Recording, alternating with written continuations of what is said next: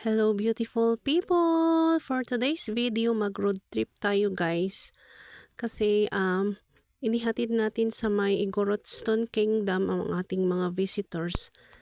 At binabalang natin sila doon guys. Ay masyadong puno na yung mga parking, no? Kaya yan, bago tayo mag-road trip, maghanap muna tayo ng gas station. Yan, mag-refill muna tayo ng gas.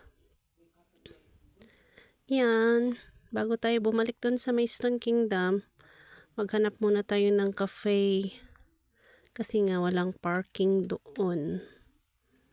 Yan, nag-decide tayo na magpunta tayo ng bandang Lamtang, Baguio City. Kasi may, doon may cafe na dinadaanan, pinupuntahan ng mga riders.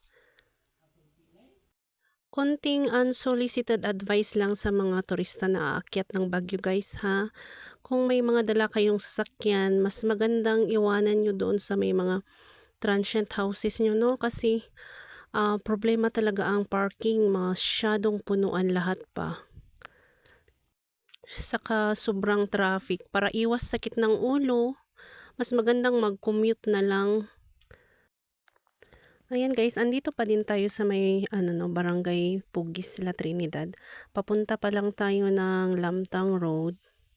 Kasi nga galing tayo doon sa may sentro ng Pugis, nagpa-refill ng gas ng sasakyan. Yan yung madadaanan ng Pugis Road.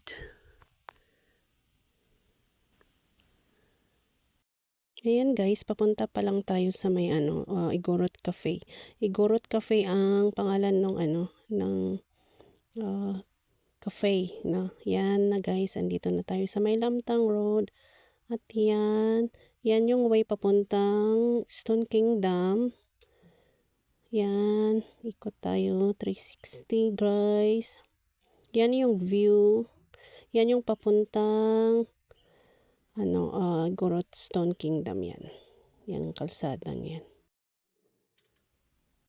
At ito guys, yung isang kalsadang to, yung paakyat papuntang Mount Costa. Isa ring tourist spot dito sa may Benguet, no guys. Maganda rin doon. At ito yung wall na pwede kang magdikit ng stickers. Ayan, marami ng stickers ang mga riders na dumaan. Yan yung map. Ayan, oh. Pwede siyang i-search sa Google Map. Nasa gitna lang siya ng Stone Kingdom tsaka Mount Costa. Yan ang coffee natin guys.